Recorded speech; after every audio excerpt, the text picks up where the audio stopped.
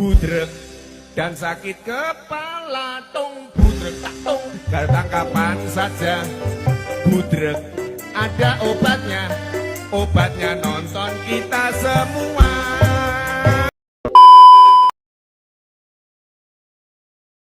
La viva Aleppo pagando, mi copa de la...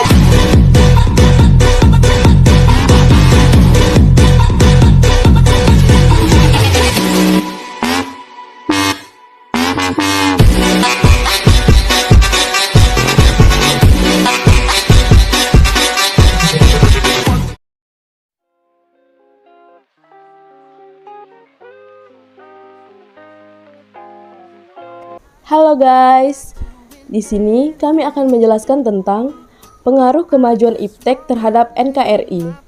Sebelumnya, kami akan memperkenalkan anggota-anggota kelompok kami. Yang pertama Alpian, yang kedua Jessica Tili, yang ketiga Benihin, yang keempat Ivo Ahis, yang kelima Mariana Yola, yang keenam Ignatius. Kami dari kelompok 2. Apa sih arti dari iptek? Pengertian iptek sebagai singkatan dari ilmu pengetahuan dan teknologi. Iptek juga sebagai ilmu yang mempelajari mengenai perkembangan teknologi berdasarkan kepada pengetahuan. Ilmu pengetahuan dan teknologi juga berjalan secara beriringan untuk membangun sebuah kemajuan dalam perkembangan global. Sejarah perkembangan iptek di Indonesia. Awal mula perkembangan iptek di Indonesia terjadi setelah Belanda memperkenalkan persenjataan modern, alat transportasi, dan kendaraan tempur kepada rakyat pribumi. Perkembangan iptek di Indonesia sebelum abad ke-20 tentunya masih berdasarkan kebutuhan sehari-hari dan dipengaruhi oleh kolonial Belanda. Ada 4 aspek yang mempengaruhi kemajuan iptek.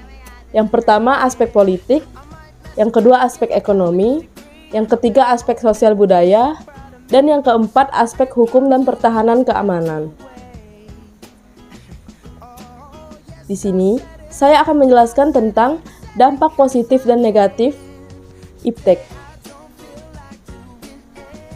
Yang pertama aspek politik.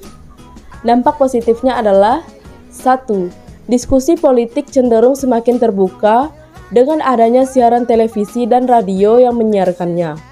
2. Terjadi pembicaraan hingga perdebatan publik atas kebijakan pemerintah atau rancangan undang-undang. 3.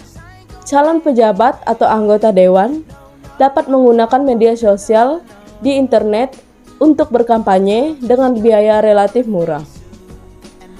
Dampak negatif. 1. Mudah mendapatkan dan menyebarkan berita hoaks di kalangan masyarakat melalui media sosial. 2. Kemungkinan dapat terjadi perpecahan di masyarakat akibat fanatisme ketika mendukung satu calon atau kelompok dan menentang calon atau kelompok lawan. 3. Pemikiran-pemikiran yang tidak benar mulai menyebar dengan mudah, seperti terorisme dan separatisme. Yang kedua, aspek ekonomi. Dampak positifnya ialah 1. Keterbukaan informasi mengenai perusahaan dan perekonomian suatu negara dapat membuat pihak luar negeri tertarik dan melakukan investasi berupa modal maupun tenaga ahli. 2. Peningkatan teknologi seperti penggunaan robot dalam produksi sebuah produk. 3. Konsumen mudah mencari dan membandingkan berbagai produk sehingga dapat memilih produk yang diperlukan dengan lebih baik. Dampak negatifnya ialah 1. Kecenderungan sikap konsumerisme akibat mudahnya mengakses informasi dan membeli aneka produk.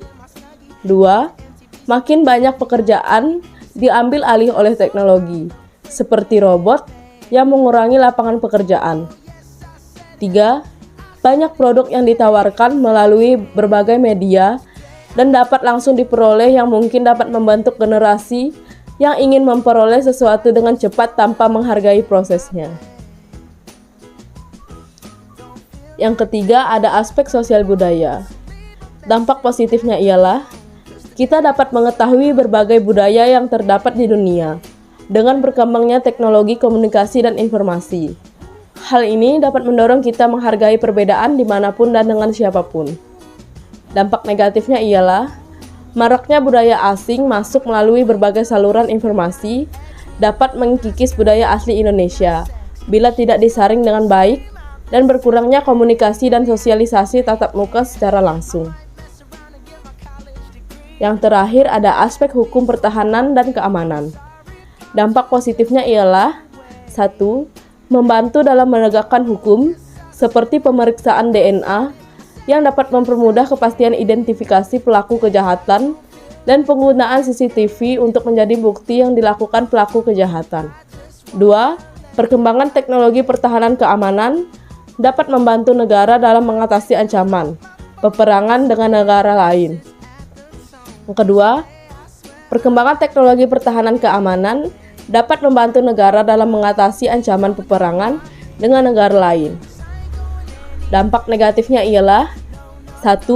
Maraknya menyadap identitas dan merekam pembicaraan telepon seseorang dan biasanya digunakan untuk dimanfaatkan secara tidak hormat.